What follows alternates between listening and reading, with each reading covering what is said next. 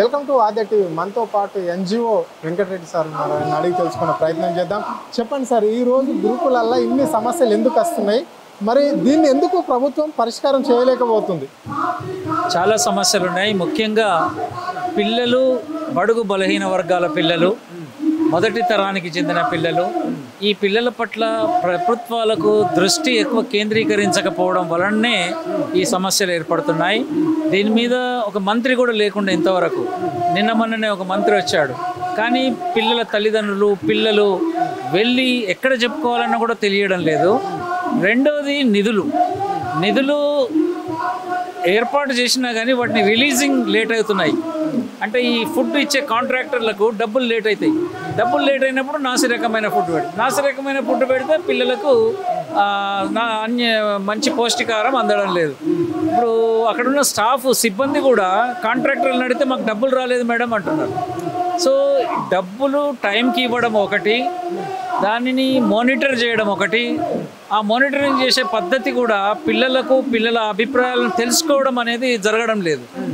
So ఇంతకుముందు వ్యవస్థలో పిల్లలు ఏదైనా చెప్పుకోవడానికి ఒక అవకాశం ఉండేది, ఆ అవకాశాన్ని తీసేసినట్టుగా మనకు గమనిస్తున్నాం. అండ్ ఇంకోటి, పిల్లలు ఇబ్బంది అయినప్పుడు, కడుపు నొప్పి లేసినప్పుడు ఏం కాదులే అయిపోతుందిలే అని చెప్పే అవకాశం ఏర్పాటు చేసిండ్రు. కాబట్టి పిల్లలను ఇమ్మీడియట్గా సమస్యలను పరిష్కరించాలి. రెండవది, 60% గురుకులాలు రెంటెడ్ బిల్డింగ్లో ఉన్నాయి. ఈ బిల్డింగ్ల నుంచి కూడా సమస్యలు ఉన్నాయి. కాబట్టి వాటిని సొంత బిల్డింగ్లను ఏర్పాటు చేయాలనేది రెండో విషయం. మూడవది, అతి ముఖ్యమైనది, పిల్లల తల్లిదండ్రులు వాళ్ళతో కూర్చొని మాట్లాడితే సమస్యలు పరిష్కారం అవుతాయి. ఆ జిల్లా కలెక్టర్ది చాలా ప్రధానమైన బాధ్యత. పిల్లలు రోడ్డు మీదకి ఎక్కి ధర్నాలు చేసినాక పోవడం కాదు, ప్రతి పాఠశాలలో, ప్రతి గురుకులంలో కలెక్టర్ వెళ్ళి కూర్చొని సమస్యలు పరిష్కారం చేసినప్పుడే ఈ పరిష్కారాలు జరుగుతాయి. అంటే ఇక్కడ గత ప్రభుత్వంలో 200 గురుకుల పాఠశాలలు ఈ రాష్ట్రంలో ఉంటే, గత బీఆర్ఎస్ ప్రభుత్వం మాత్రం 1000కి పైగా గురుకుల పాఠశాలలు ఏర్పాటు చేయడం అనేది జరిగింది. అంటే బడుగు బలహీన వర్గాలకు సంబంధించిన విద్యార్థులు చదువుకొని విద్యా వైపు వెళ్ళాలి అని చెప్పేసి ఉద్దేశంతో మైనార్టీ, ఎస్సీ, ఎస్టీ, బీసీ గురుకుల పాఠశాలను ఏర్పాటు చేయడం అయింది.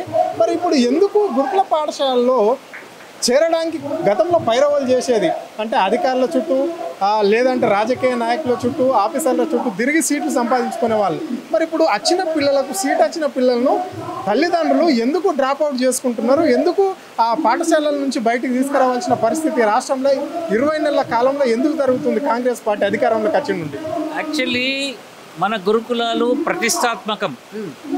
దేశంలో నేను అన్ని రాష్ట్రాలు తిరుగుతాను, ఇక్కడ ఉన్న గురుకులాలు ఎక్కడ లేవు. మా బాలికలకు, బాలులకు, ఎస్సీ, ఎస్టీ, బీసీలకు 1000 గురుకులాలు ఏర్పాటు చేయడం అనేది చాలా ప్రతిష్టాత్మకమైనగా ఏర్పాటు చేసుకున్నాం. కానీ ప్రాబ్లం ఏమొచ్చిందంటే, ఈ గురుకులాలను కంటిన్యూ చేయడానికి ఒక రాజకీయ సంకల్పం ఉండాలి. ఈ రాజకీయ సంకల్ప లోపము జరుగుతున్నట్టుగా మనకు అనిపిస్తుంది.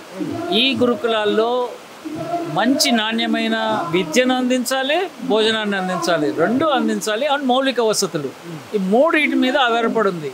ఈ మూడింటికి ప్రతి నెల ముఖ్యమంత్రి స్థాయిలో సమీక్షలు జరగాలి. ఇప్పుడు ఇంతకుముందు అధికారులు ప్రతి స్కూల్కు ఏమేమి ఇబ్బందులు ఉన్నాయో తెలియజేయడానికి ఒక పద్ధతి ఉండేది. ఇప్పుడు ఆ పద్ధతి లేనితనం కూడా మనకు బయటకు వస్తుంది. కాబట్టి ఈ గురుకులాల్లో, ఇంత ప్రతిష్టాత్మకమైన గురుకులాల్లో పిల్లలందరూ నాణ్యమైన విద్య అందుకొని విశ్వాసం కోల్పోతున్నారు. మీరు అన్నారుగా తగ్గుతున్నది ఎందుకు అంటే, ఈ విద్యాలయాల మీద విశ్వాసం కోల్పోయే ప్రమాదం ఉంది. ఇప్పుడు ఇంత డబ్బు ఖర్చు పెట్టి మనము ఆ విశ్వాసాన్ని మళ్ళీ తగ్గించాలి అంటే, మళ్ళీ వాళ్ళకు మెప్పించాలి అంటే, మర్యాదపూర్వకమైన విద్యను అందించాలి, ఫుడ్ అందించాలి. ఇంకొక ముఖ్య విషయము, ఈ ప్రభుత్వాలు ఎప్పుడు కూడా ఇవి సేవ కాదు, ఇది వాళ్ళ రైట్, పిల్లల హక్కు. ఇది ఆ హక్కును కాపాడే దిశగా ప్రభుత్వాలు ఉన్నాయి. ప్రభుత్వాల బాధ్యత అవన్నీ అందించడానికి. ఏదో ఇంత అన్నం పడేస్తున్నాం, ఏదో ఇంత అన్నం పెడుతున్నాం అనే దృక్పథం కూడా ఉంది ఈ హాస్టల్స్లో. ఆ సిబ్బంది అందరికి కూడా ఒక ట్రైనింగ్ ఇవ్వాల్సిన అవసరం ఉంది. ఈ గురుకులాల్లో ఈ పిల్లల హక్కు కోసం మనం ఉన్నాం, మన కోసం పిల్లలు లేరు. ఇప్పుడు రివర్స్ అయిపోయింది, మా కోసం ఉన్నాం, మేము చెప్పినట్టు వినాలనే స్థాయికి వచ్చింది. అది కాదు, పిల్లలు చెప్పినట్టు గురుకులాలు వినాలి, ముఖ్యమంత్రి వినాలి.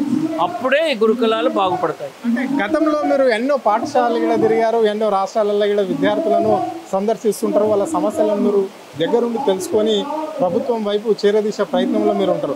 అంటే ఈ రాష్ట్రంలో మరి ఫుడ్ ఏ విధంగా ఉంది అంటే గురుకుల పాఠశాలకు సంబంధించిన వాళ్ళకు గత కేసీఆర్ ప్రభుత్వంలో సన్న బియ్యంతో సండే వచ్చిందంటే మేకపోటెన్లా వంటకాలు ఉండేది, చికెన్ మటన్లు ఉండేది. మరి ఇప్పుడు అలాంటివి ఏమన్నా ఉన్నాయా ఈ గురుకుల పాఠశాలలో?